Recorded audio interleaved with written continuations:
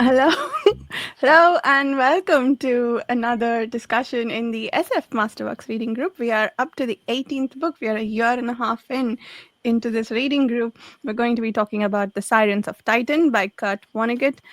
We read one book from this series every month in the order they were published as Masterworks by Gollancz. So the book's coming up for this was actually the book for January, which is a bit late in recording the discussion. The book for February is going to be Amphirio by Jack Vance. For March, we'll be reading A Scanner Darkly by Philip K. Dick, who is something of a popular author here, I think. Star Maker by Olaf Stapleton, who is something of an unpopular author here. So the next Carrot? 3 months should be interesting, except for Jared, yes. There are always exceptions. I think Susanna's not a fan of Philip K. Dick, so we've evened out there. But yeah, so we read these every month, and these discussions are open to anybody interested. If you'd like to read the series along with us or pick and choose as we go, please consider checking out the Patreon forum. If you don't want to come on here for the discussion and just talk to us on the forum, also consider checking out the Patreon forum. With that said, Chris, could you start us off with introductions? Hi, everybody. My name is Chris, and I'm first because I'm Portia's favorite this week.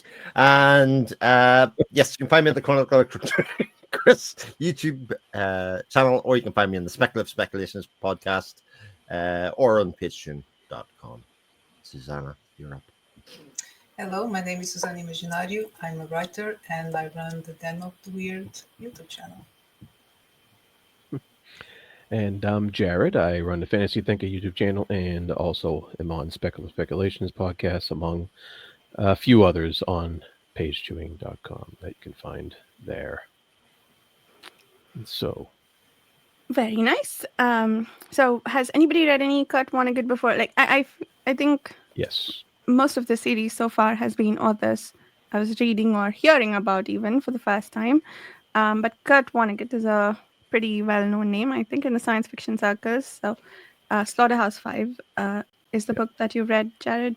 So how did you think this compares, and like what was your previous experience with Vonnegut? Compares to Slaughterhouse-5, it doesn't. Slaughterhouse-5 is a much better novel than this. It's a bit more. This is kind of compared to Slaughterhouse-5. This is kind of a little bit flippant, a little bit. He's just kind of winging it a little bit. I think his Slaughterhouse-5 was written later, and I think he matured as a writer as he moves along. And Slaughterhouse-5 is a masterpiece as a piece of work. It's really good. But I still like this. I thought it was pretty cool. I thought it was fun. Yeah, Slaughterhouse-5 was definitely one of the highlights of my college reading career. Nice.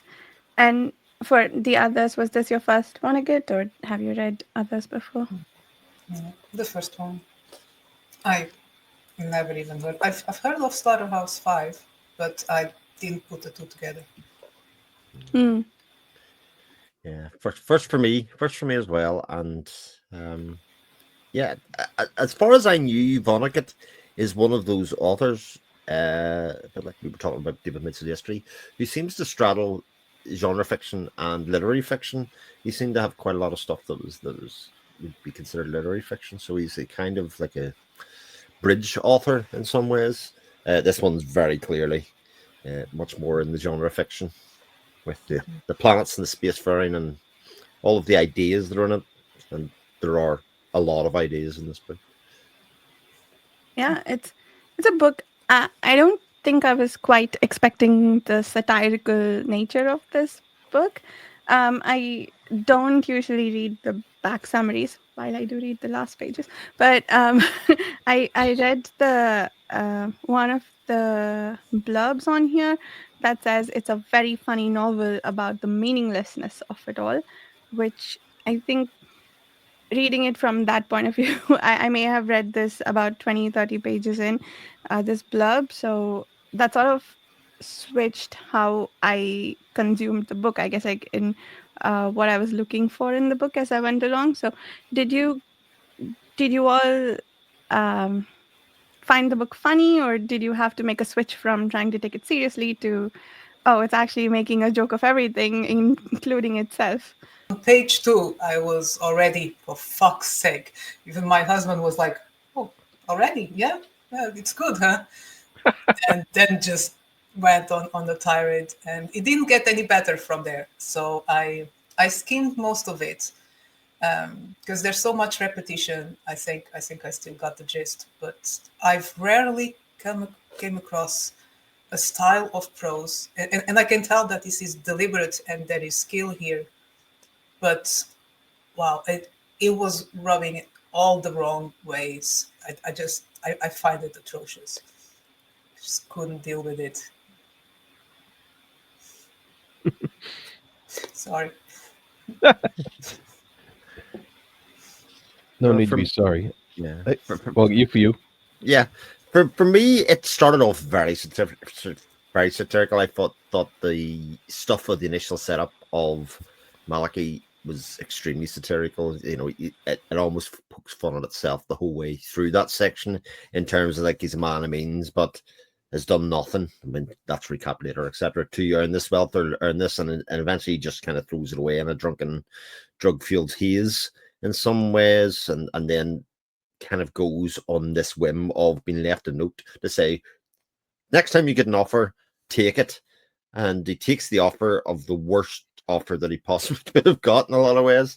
So like I found that part very satirical. Once it got on past that, it kind of I feel like it shifted quite a bit into very much like some of the other books actually in the Masterworks series here. I think you'd actually said Bester. I think at that point on, it was very Bester of the two books that we've read of his, Jared. You know, I think you were right on the money about that. Don't think I've made quite that connection at that stage. And in the end, ended in a sort of melodrama. And I sort of liked that progression as it went through the book a little bit, you know, because I couldn't see the satirical nature stretching out for a whole book. And thankfully for me, it didn't.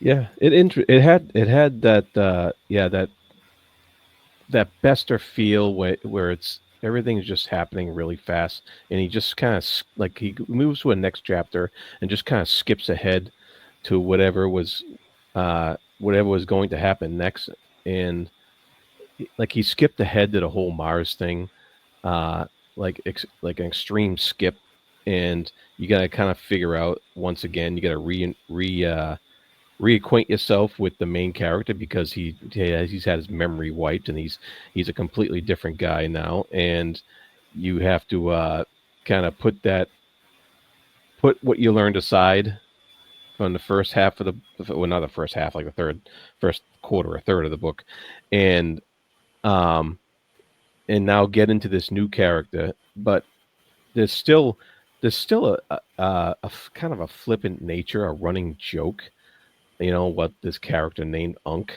and he just keeps the whole running joke going about just because you know this was written in a time that involved during the space race and all that stuff, and we weren't quite there yet, and it almost seemed like a laughing commentary on some of the ridiculousness of what it means to actually go to space and stuff like that, you know. And it was like he uh he didn't take any of that seriously, it seems, and he was just saying, yeah, we'll be in space, we'll be on Mars, we'll send a bunch of people on Mars to go invade Earth, you know. And it was it was just an amusing joke, I thought, running throughout, and he had a lot of little social commentary along the way that you know that was just, I thought, funny to read about.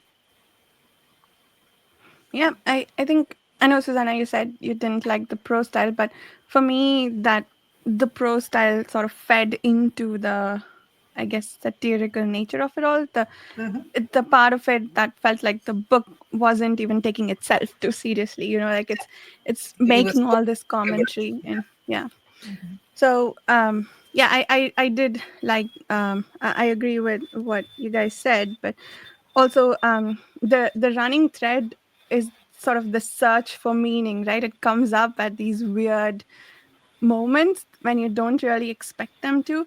And and I think what is so interesting about it all, or what I think is sort of the running thread of satire through it all, is that everybody is doing something and they feel like they have these big reasons for doing something, or they just do stuff that they feel like they have to. Like Ankh is looking for his wife and child, but if you dig far enough, he wouldn't be able to tell you why he wants to, or what sort of joy that might bring him. It's just something that he thinks he has to do. And same with a lot of the other characters, except maybe Boaz. I think he's found his peace and he knows exactly why and what he's doing. But that sort of thread, and before, Malachi Constant, the audiobook narrator called him Malachi, but Malachi Constant's mm, father, when he sits down and does everything, they have this whole sequence where this person comes and tells him exactly how he can help him expand his empire and make all this money, and he's winning everything just out of sheer luck, which I think is some excellent commentary on how some people can get rich. But at the end of it all, the guy who helped the father tells Ankh or Malachi, if you ever find out the meaning of it all, hey, give me a call and let me know.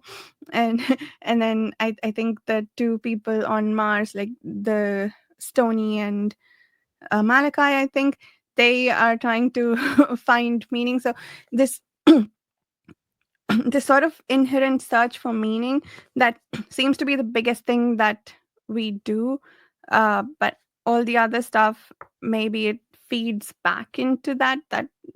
I like that exploration of it. And in the very beginning, it says that recently, I think in recent history, people have started looking inward for meaning, but before that they used to look outward, and this is the story of some people who used to look outward, like from that time. Right. So this is all, I guess. So and that's never repeated again, this notion of looking inward for meaning. So the rest of the book could be almost commentary, I think, on maybe you won't find what you're looking for outside, like trying to find gratification elsewhere. So yeah, I think overall the book was really thought provoking, but it did so in a very funny way. I didn't think of Vesta, but I did think of Godwin as Smith, because of some of the ways in which repetitions happen, like the sequence with Rumford on the treetop. I missed the section where they described what sort of treetop it was, but they kept saying Rumford, said Rumford, from the treetop, said Rumford, on the treetop, and that repetition over and over again. It was funny. I'm getting stressed. I kept picturing this little goblin man standing on top of a tree and preaching from on top of this. So it just put this hilarious picture in my head, even though I'm pretty sure that's not the picture that the author actually described. But yeah, I really enjoyed this book. Oh, it's funny how the same thing triggers the opposite reactions. But I've after reading a few pages and being very aggravated, I went and checked reviews, see what people are saying about, and most of them praised the humor and how clever it was. And for the life of me, I don't see it. I was not amused throughout. I thought it was very forced, for one, and childish and mean. There are bits here, especially at the end. So I read the beginning, I skimmed through the middle, the bits of Mars, I pretty much skim all that. And then kind of got a little bit more into it towards the end, just to understand what was going on, because I wanted to figure it out and what was the purpose. So you can see by my markings, beginning, nothing going on, and then end. And yeah, I found it very, very mean. Some of the beats here, they were spiteful. for me, I didn't. So that's why I think it's interesting that there's so many different reactions. And I know that I'm in the minority because most people thought it was funny. I didn't. Yeah. Well, there's things that Rumford does is actually quite cruel. Hmm. Overall, he is a cruel taskmaster, and I think that ties into part of Vonnegut's message here because he has this thing in the book about people being conditioned against their will, and that happens in this book. And in the beginning of the book, he equates that to religion because he has a big religion versus science angle going on in the beginning of the book. And ironically enough, that is exactly what Rumsford is doing, even though he's quite clearly states throughout the whole book that he's not a god, and that and he starts this church of The indifference. God's indifference or something like Yeah. that. Yeah, and um, and so he's playing with this irony between of this whole situation throughout the whole book, because then of course Rumsford's conditioning people against their will on Mars and wiping their memories and making him do what his overall plan, which is very much playing God. And so the irony of that situation where he's railing against religion for conditioning people, and his main character is also doing that very thing is I think part of the joke and part of the humor and part of the commentary he's making about society itself. But that's why I thought it was mean. Like, correct me if I'm wrong because I skipped a lot. But this is so the whole thing was orchestrated by this artificial intelligence that's been traveling the universe for hundreds of thousands of years. I mean, the only bit of normal prose I found was the info dump of the origin of Salo, whatever Hello, it's yeah. called. So yeah. So and his ship broke down on Titan. So even though he's super powerful and travels faster than light and all that, and is almost omniscient, the solution was to engender humanity, human evolution, to a point where we would be able to go to Titan and give him a spare part. Was that the plot that I got from it? So, sort of, insofar as like he needed the spare part, but I think his race, the way that I read it, certainly was that it was easier to manipulate humanity to Yeah, get the part to him than it would have been. It was quicker to do that than it was to send the ship and he was get it to quicker. him. Yeah, Now, there was a bit here so that pretty much everything, from Stonehenge to China's wall, every war, every conflict, every achievement was all manipulated. So basically, humanity had, I find that quite, yeah, spiteful, that whole mindset, because it takes away every achievement that humanity, through all this, the thousands of years of struggle, all the creativity, and it also takes away the responsibility for all the bad things. So it's basically, it was God's will, except it's not God's, it's alien AI. yeah. The interesting thing about all that is the character of Rumford, because that's pretty much what he takes offense at with Sallow, is the fact that humanity is being manipulated. But for him, the reason that he's really annoyed is because he's been doing that for thousands of years himself. Like, that's literally been his whole play, as somebody that could read the future.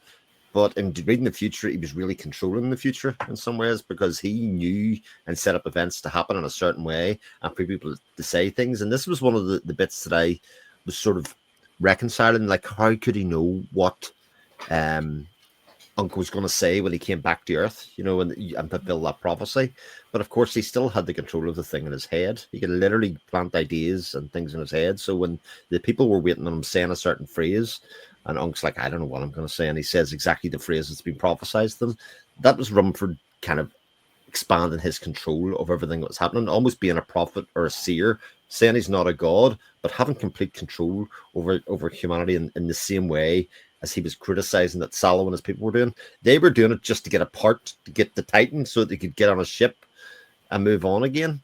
Whereas Rumford was doing it for, much bigger reasons. Like, his was much worse. He was the cruel one in a lot of ways, because he was manipulating the people to Mars, people that were successful or otherwise, and then just sending them to die, essentially, in the Earth War, just so that he could recreate or recondition kind of humanity to think a certain way through religion. Wonder if we've heard that one before recently, because his religion is very, like, kind of going too far, it's very Earth City, as in Parable of the Talons, Parable of Swords. Very similar idea that was there, and when we were obviously reading the two things side by side, it became very clear that the very similar ideas, self-determinism, is at the root of both of those kind of ideas or religions or cults. Yeah, I do wonder though, Susanna. I don't think. I wonder if the commentary is that, look how silly this thought process is, that if people are worshipping for one thing to happen and they think that God made it happen for them, all of these things have to come together in grand confluence to make this happen for you. So I guess the outcome is that you're taking away the accomplishments and the responsibilities and just giving everything to this man in the sky who's making things happen for you. So I think, if anything, it might be commentary on that. And that, I guess, our character's angry at it, like Chris pointed out. So I think we are very much invited to be angry at that, but to map it back to what in our world corresponds to it, and maybe direct back the anger there. At least that's how I read it. And I think that sort of feeds into the meaninglessness of it all. Like, if this is how we think about our lives, it's maybe not a very rewarding thought process. That's what I got from it anyway. But, No, that I can appreciate. It's just shame about the execution. I think what's interesting about that as well is it does sort of look at each of the individual characters' motivations. Like, Constant at the start is very much in his idea of, like, I'm just rich, I can just do whatever I want. He really is aimless in much the same way as anybody who is poor. In some ways, like, the money has made no difference to him. And even when they go to Mars and they're training and they're doing whatever, like, you look at all the people within the story, none of them have any direction in life. The only one that really seems to have any direction is Chrono, who just wants to be good at the game. That's all he wants to do. He just wants to play German bat-ball. I mean, that's it. That's all he's wanting to do.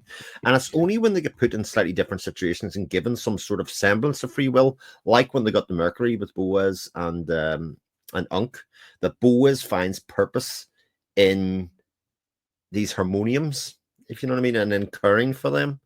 That probably wasn't part of the design in some ways, even though kind of Rumford says that he was there watching them and kind of he was omniscient kind of through that.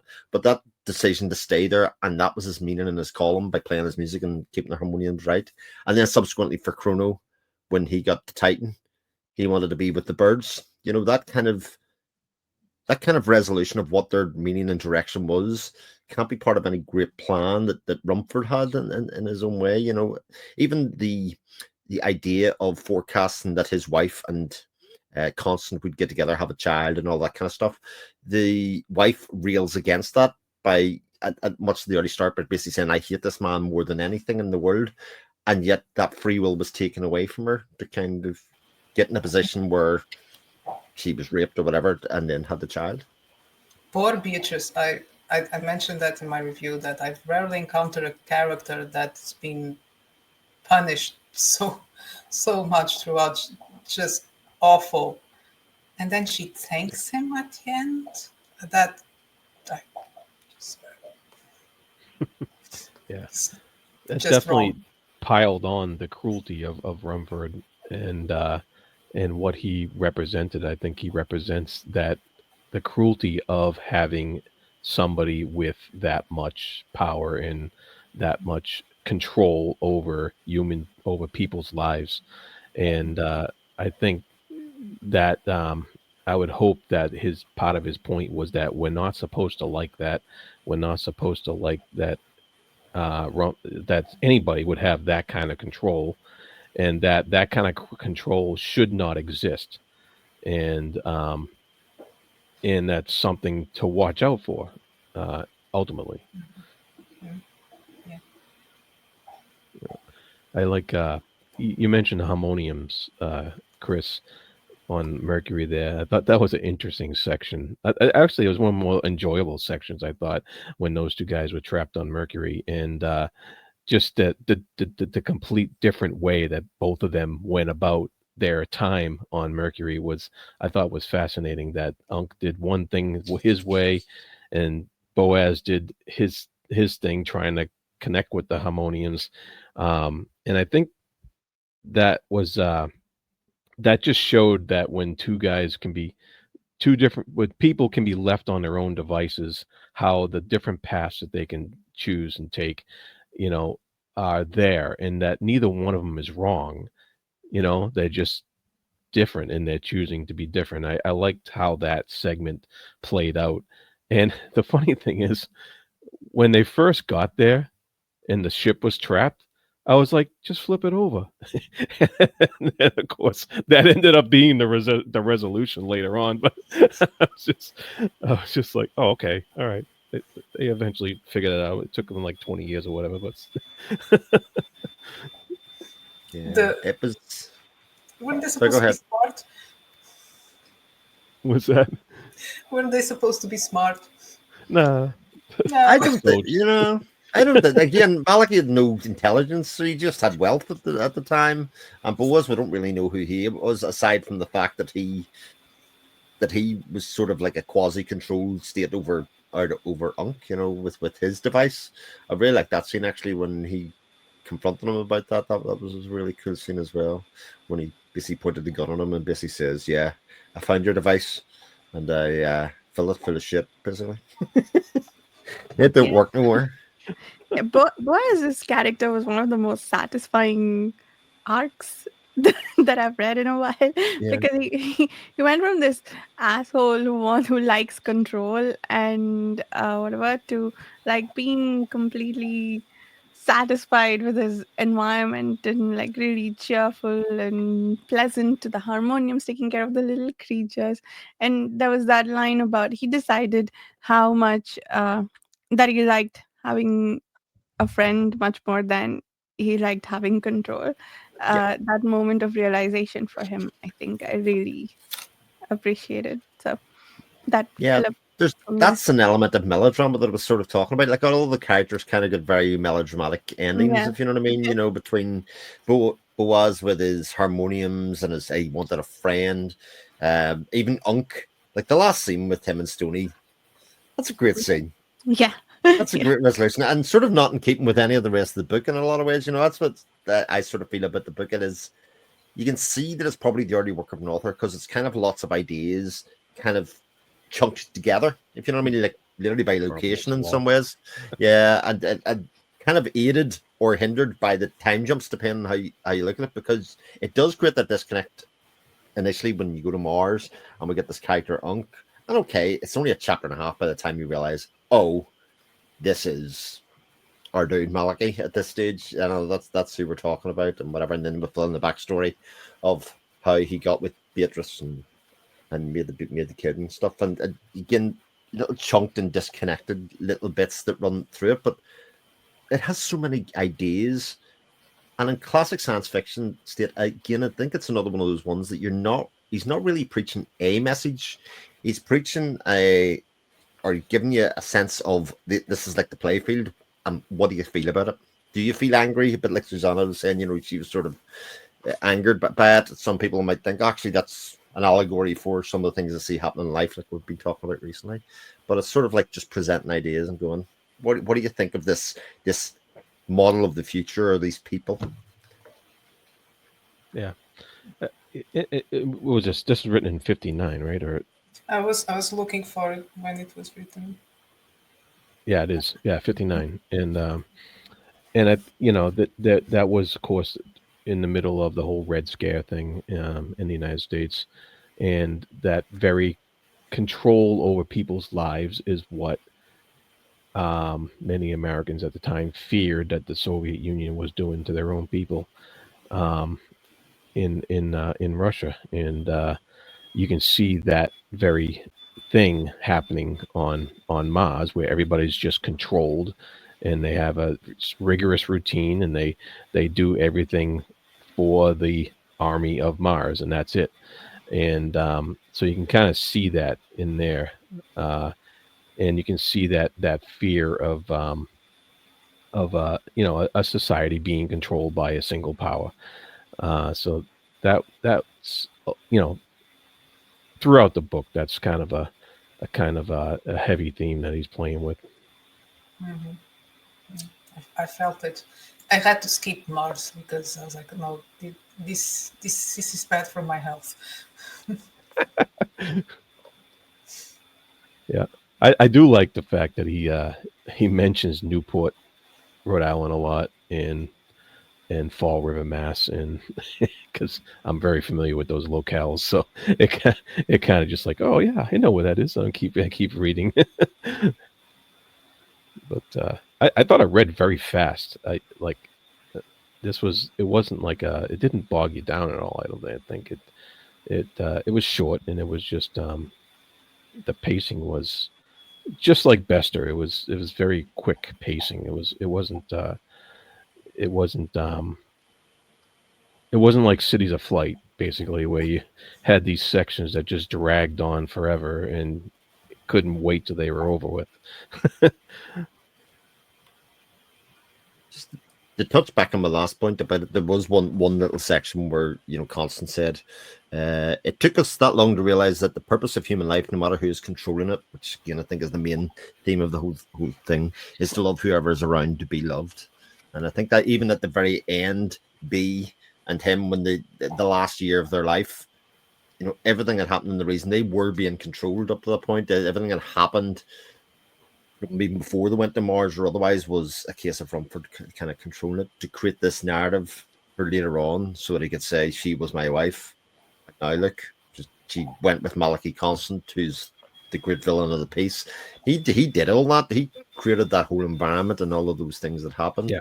And that they just kind of found peace in that last year, and she would call him for small things whenever she needed to be heard or seen or whatever, and then they'd go back their own ways. But there's something very peaceful about that sort of ending. It's sort of wound down a little bit, After being put through the grinder, their whole lives, they get 1 year apiece at the end. Yeah. So mean. Ow. That's mean.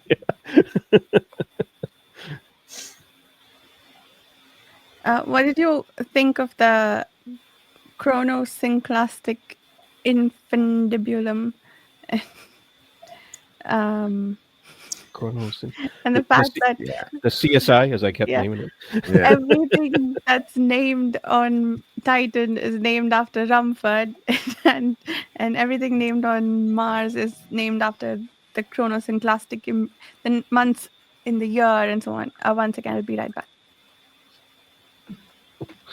Yeah, I stopped when he was defining what the chronosynclastic infundibulum and finished with "Go Ask Your Mummy," and I'm like, I'm done with this book. I'm so done with this book. I sort of felt like it was a bit, that again was like a satirical term, as if in terms of like, here's nonsense. This is just a thing, a device made up that has a ridiculous name. But he knew what he was doing. I think that it was very deliberate. I don't know. Yeah, it's one of I tried to separate, the author's intent, but this one was kind of like the dispossessed. There was a clear intent there. Yeah. Question: who were the Sirens? Because I kept skimming, hoping to find something about that. What or who were the Sirens of Titan? Is that even mentioned? Well, there are the birds who kind of float up and down. They're the like indigenous creatures that are on Titan that Chrono eventually goes on with. But you could Yeah. even think of it as the statues, you know. Yeah, I think it was the statues that originally I Solo think stuff. it was the statues that kind of had that luring quality for Unk to go there, to be there, but ultimately I think that's just a it was just a symbol, and that the actual sirens are the beautiful, the birds, and the birds were the ones that actually lured Kronos into wanting to stay there and being at peace with his place, and with the he wanted to join the birds, you know. So I think that was the actual sirens eventually, you know. It could also be the prophecy that Rumford had given him to say, like, you will end up here. And like there's like a calling towards Titan the whole time from he's told that, especially when so many of the other events did come true, etc. You know, oh, I'm going to end up in Titan. So the idea that Sirens kind of bring you in towards the rocks and kind of lure you to a place in some ways, there's probably multiple meanings to it. In that way, he probably thought that was a bit clever. Another fun, like I have to say, some of the stuff I found whimsical rather than funny. But when they were identifying the lost people, I don't know if anybody else found this. The International Committee for the Identification and Rehabilitation of Martians had, with the help of fingerprints, identified the Birdman as Bernard K. Winslow, an itinerant chicken sexer who had disappeared from the alcoholic ward of a London hospital. Right. Okay. A That's chicken fun. sector? A chicken sexer? Yes, I mean you're saying the same thing I am, Susanna. What is a chicken sexer? But That's an actual No, job. that's actually what Oh, I is was it? saying. Yeah. It is. Yeah. So like it was very specific, and I was like, why would they pick just that? Yeah. Wait, that's an actual job? I thought it was is. something kinky. It's No. what he decides what the sex of a chicken is. No, apparently, Yeah. and it's very high Oh. skilled. Yeah. Yeah. No, it's a skilled job. You have to Interesting. know what you're doing. Interesting. But the idea that it also drove him to drink. Was, Mm. Sure. It's a very competitive job. yeah. Very competitive, high skill job. There you go. I turned on chicken sexer. So the show wasn't even as funny as I thought it was. I wonder if he just thought it sounded funny and wanted possibly. people to be like wondering what the hell is a chicken sex. You know, when they ask kids, Or when maybe they're they young, would when have been common back then. I don't know. possibly. Yeah, farmers were more common. So yeah. When they ask kids in school what they want to be when they grow up, they want to be an astronaut, want to be a soldier. I want to be a chicken sexer. They might get put in the corner. Put in the corner, indeed. Yeah. No offense to chicken sexers out there. I can't wait to meet my first one. I hope he's not drunk. That's what I'm saying. I'd say if he's drunk, I'll be like, Jesus, these guys have a reputation. Oh man. Oh dear. Yeah, and I like it when he mentions the righteously displeased crowds existed now in every part of the world. I thought that was hilarious, because he's talking about proselytizing the churches of God are the utterly indifferent, and and how a crowd, calling basically a mob a righteously displeased crowd was like you said, very what's the word you used, Chris, earlier? Who knows what I say? Who knows what you said? But it's humorous, but also quite serious on one point, but humorous, and so there was a lot of lines like that just made me laugh when I read them. I was like, oh yeah, righteously displeased crowd. That's a good name for a mob that's not serious at all. Mm-hmm. It was interesting how I think Rumford denouncing Malachi Constant and Beatrice was one of my favorite scenes ever, because it was utterly hilarious, and the reasons he gave for denouncing them and the punishment he meted out on them, which was both kind and also the most awful thing you can do, because send them to prison, they'll at least have company, but send them to Titan and they only have each other. But what was I going to say? yeah, the crowd apparently did not react. They just like quietly denounced them too. They didn't like go all mobby and go bloodthirsty on them. So uh, that bit was funny too, because I cannot ever imagine that being true.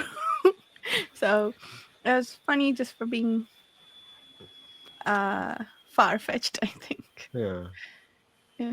There's a couple of other interesting ideas within the religion. The self handicap, the people who would kind of punish Mm, themselves so that nobody got too above their station, or again, this idea of control and kind of nobody standing out and sort of everybody being on a level, as a way to control people.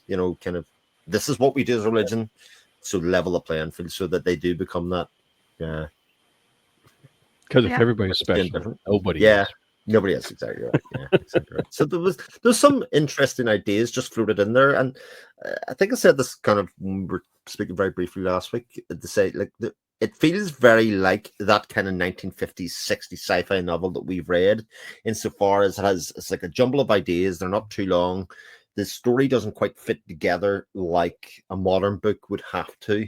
They've been proofread and kind of taken through story edits and plot edits and all of that kind of stuff. It doesn't have any of that, but what you have is just this bucket of thoughts and ideas and characters that you're kind of supposed to piece together and make sense of.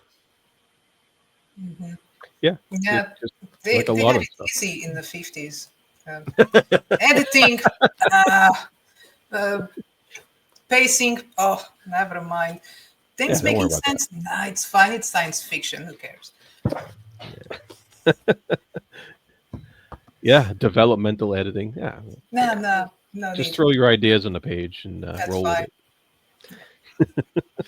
But Yeah, it was interesting to compare like to this to Parable of the Talents, which is sort of similar-ish ideas, and around it, and how one is very much set in following a single character like this is, but how differently it's shaped and developed in the coherent narrative, as opposed to this. Because again, there's children, there's a lot of the same beats in it, but it's tied together very, very differently from what this is. Oh, and tonally different. Yeah.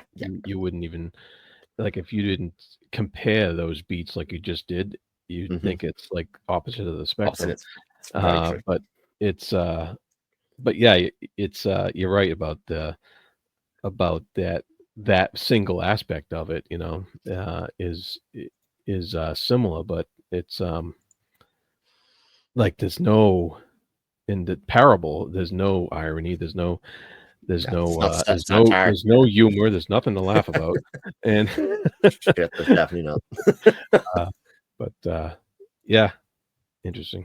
And it just has once again, it's definitely a product of its time, and it's the Drown World, the best of books, the what are the other ones we read there? At Stephen Conan Smith. Yeah. Corwin Smith, yeah. The the silly compounded with the ideas compounded with the underlying seriousness of what the author's trying to put out there, that he doesn't want to scare anybody with with the what he's actually saying about society without putting that humor and irony on top of it to make it easier to go down, I guess, Yeah. Yeah, that's sorry, go ahead, Chris. No, go ahead, Portia. I was going to say that's an interesting point, because I'm thinking back to some of the books that we read recently for, say, speculative speculations, which have similarly harsh, I guess, edging on harsh criticism of humanity and how it conducts itself. Children of Time comes to mind, Mm-hmm. and this is also in many ways a criticism. But yeah, I do wonder if authors felt the need to make it more palatable then and feel less the pressure to do so now, or if it's just a change in what society is accepting of. Like I like to read a book that is as direct as Children of Time, for instance, in its criticism, um, or in like putting things up against the mirror for us from this time. I'd like to see how that compares to more recent books. Cool. I guess more recent books, well, not only they need to be properly edited and developed, I think they learn from the mistakes of the previous books, or they are in the position where they can pick those ideas that are still very raw, and with the knowledge we have today, then make them a bit more believable, make them a bit more concrete and plausible even, which makes then with the right characters, it stops being funny. It's easier to make something that we can really consider. Oh shit, this could happen, or what would happen if this and that occurred. It's how would people react? How would we react? So it changed. There's still outlandish stories being written these days, but technology keeps catching up, and society, I think we've been through all types of societies throughout the ages, so it's hard to actually come up with anything new, completely new. So, advantages and disadvantages. Yeah, I would not want to be a science fiction writer today because Tough. I'm barely imagining what we're actually going through right now. So You were about to say something, Chris? Yeah, the point that I was going to make was in a different point, which is why I was very keen for you to finish. Is the fact I wonder how this message of control contrasted with, because we're at the dawn of the space race when this was written, and how the space race and the Red Cold War, as it was at the time, was conditioning the people in those nations at the time to kind of go in a singular direction, in much the same way as Rumford was trying to do here. And like the people in that time didn't have any control over the space race.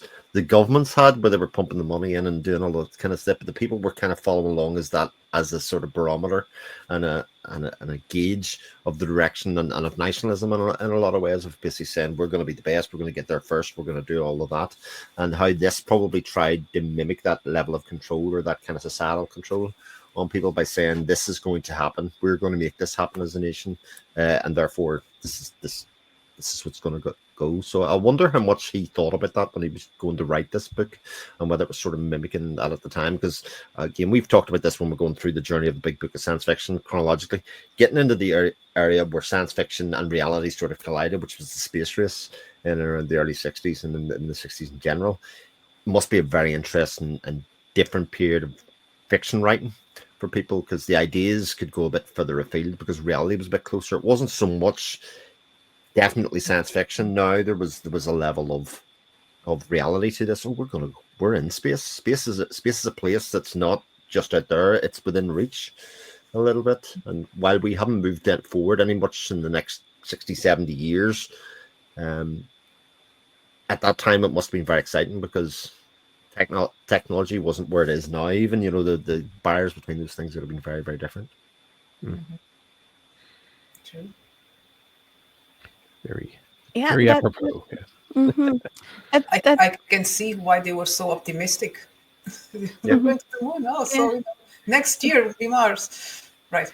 Saturn, Titan's son will be living there in the Taj Mahal, apparently. Okay. Yeah, but there is a utopianness to the Titan, wasn't there? That basically Rumford built the utopia on Titan for them to exist. Even the material, the peat, whatever the material, I can't even remember the thing kind of word, was a very utopian material insofar as it started off soft and pliable, and within 2 days it became harder than any other substance on Earth, kind of thing. So again, those ideas of, if we could just get off this planet, the possibilities are endless. That's true. And that is making me wonder, though, what you said about it's not the actual people. I guess they bought into this idea, but it's the governments that are sort of directing all the resources of a nation to do something, which is essentially what all the other things that they commented on are, right? Like the Great Wall of China. I don't know about the Stonehenge, but like other big accomplishments. The Taj Mahal certainly is one man or a few men's dream that has directed several resources to bring to fruition. And that's kind of what Rumford was doing too. Um, I don't know what my larger point was through this though. What were we talking about? The space race and whatnot.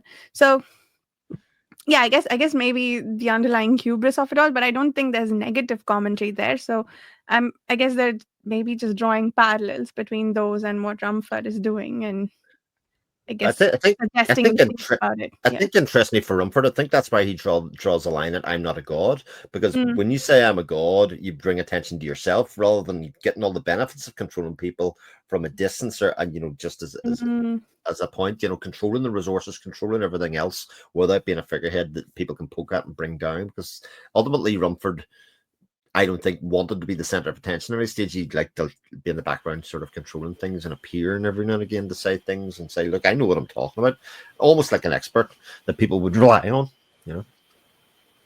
yeah. Yeah. That's interesting that he doesn't want to draw attention to himself, so he has greater control, not less. Yeah. I also thought it was really funny how he introduced the religion. At least how the audiobook narrator did Rumford's voice through it all. It sounded really like, yeah, I'm not taking anything seriously. He said, says, next time I'll come back and give you my thoughts on people who think they know what God wants. Uh, because he's now instituting the Church of the Indifferent God. But yeah. Uh, what else?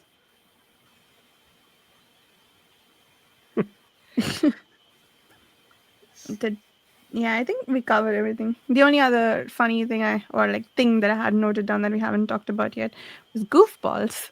And What happened to the dog? Because we mentioned the man and his dog, and what happened to the dog? The dog disappeared at the same time as the man did. Yeah, at Mm. the When end. he Yeah, disappeared off, yeah. right before him, But actually. Yeah. well, it was the sunspots, wasn't it? The sunspots on Titan were interfering with the dog's inner workings, so to speak, and he was kind of Oh, yeah, shame. it was unclear whether they were headed to the same place, right? Because they were going to be blasted off of this solar system, mhm. and maybe they'll go to some other system, but unclear whether they were both going to be together. Mm. I hope they're together in my head. Yeah, I knew you were going to say that. That was the obvious thing. Everybody else got a happy ending of sorts. I mean, I'm more worried about the dog than about Rumford. Rumford can go to hell for all I care for all his manipulations, but the dog needs company. Yeah, poor thing didn't know what was going on. Yeah. Actually, another quick point I'll make is about Sallow himself, because again, his whole life and his meaning was to deliver this message, and Right. hell bent in this message, and the message just said greetings at the end, and he It's felt just cheated. greetings. Yeah, he felt cheated, and his whole reason for living and for existing and being picked, especially from his race and being built and constructed and having a special part delivered to him, and he was just greetings, a single dot. Yeah. Even the way that it's presented as a single dot, again, Yeah. whimsically funny for sure. I feel like that was foreshadowed a little bit, not exactly, but kind of like it ties into the rest of the book and like what it's about, because Yeah. the sirens that Rumford shows Malachi uh, to sort of lure him into agreeing to go to Mars and eventually Titan, they just turn out to be statues. And Malachi, I was talking at some point before about how some parts of this book made me angry. It's like, oh, you think I can't have all the most beautiful women I want? You think I need to go all the way to Titan to get beautiful women? And then he looks at the pictures of these and is like, oh, yeah, I've never seen anything like this. I guess I'll go after all. And it was hilarious that they turned out to be statues. um, That's kind of funny. He's definitely making fun of expectations, because like the whole expectation of the message from another alien race was just a dot. yeah. Just greetings. And that's it. Yeah, it's that's interesting commentary all on its own, I guess. Yeah. And And to that end, like the control of the alien race on humanity, they could have used that control for any number of things, but it was just to get this spare part to get the Titan. Like for all the things they could have done in a positive method, in a positive way. And again, I think there's a slight point that Vonnegut wants to introduce there, like how we use resources for negative things and for things that will ultimately end to destruction could be used in many other positive ways.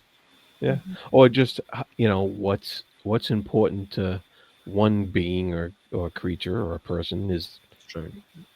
Completely unimportant to anybody else. And how that it's interesting to think about that kind of stuff.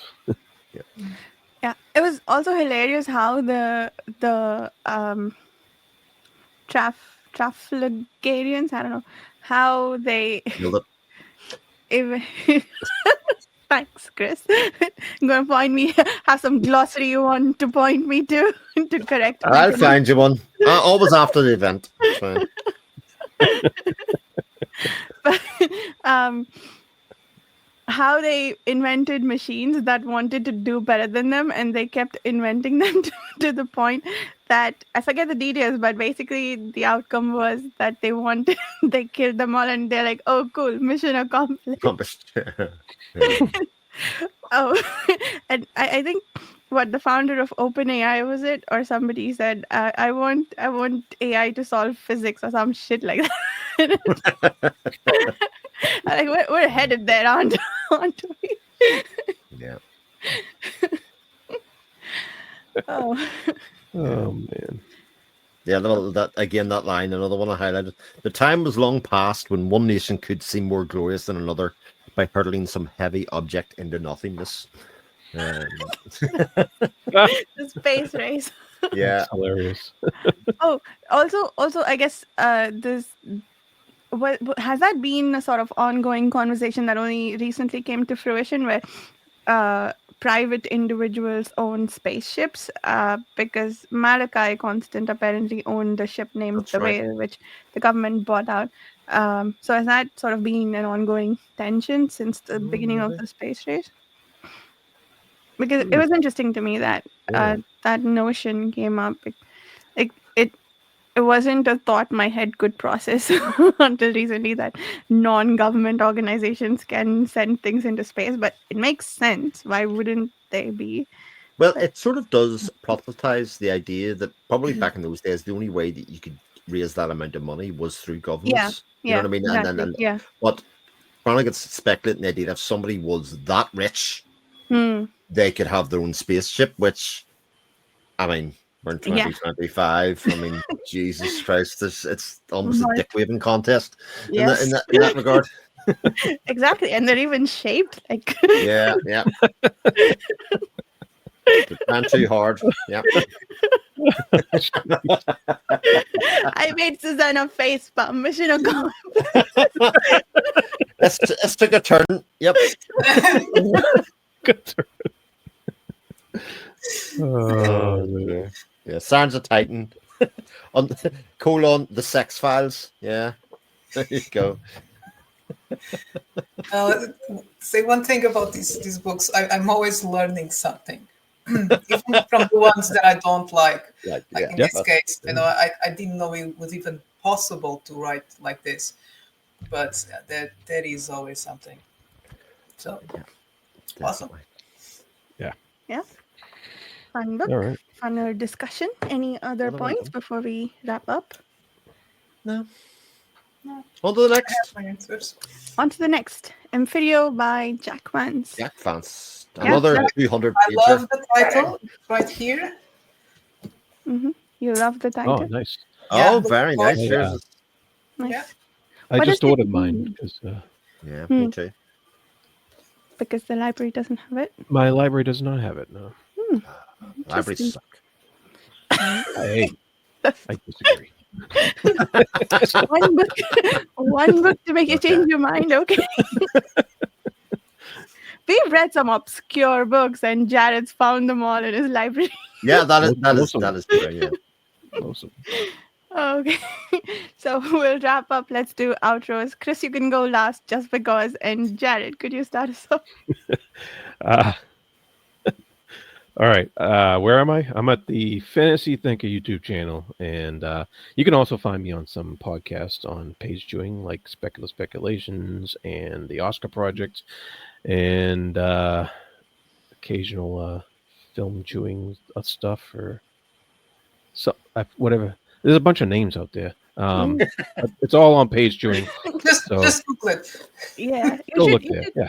you should do several episodes about the Office character named Oscar just to throw people off in the Oscar project. Susanna. Well, you can find me on my channel, Den of the Weirds, on the page chewing forums, and on Twitter as Susan Imaginario. And you can find my books pretty much everywhere. First one is Weird Gods. Have fun. Chris. And my name's Chris.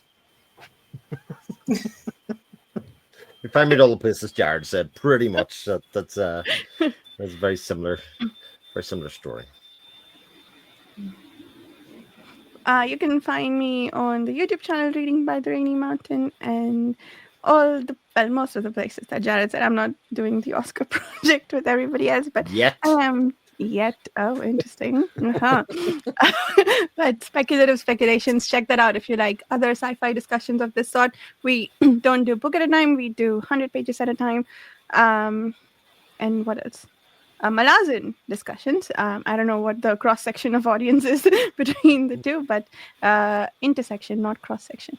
But yes, if you'd like to... And More's Light and Shadow, if you're going to include them all. Wars of Light and Shadow. Yes, thank you. God. Yes, that's also 150 pages at a time. We're on the 8th book and having immense fun with it. It's a great time to pick up that series because a lot of other booktubers are going to be talking about it soon. So lots of buzz, and it's a finished series. So yeah, with all that said, the next 3 books: Amphirio, Jack Vance, Scanner Darkly by Philip K. Dick, and Star Maker by Olaf Stapleton. I remembered all of that without the website up in front of me. Yay! Thank you so much for listening, and we'll see you in the next one. Bye. End recording.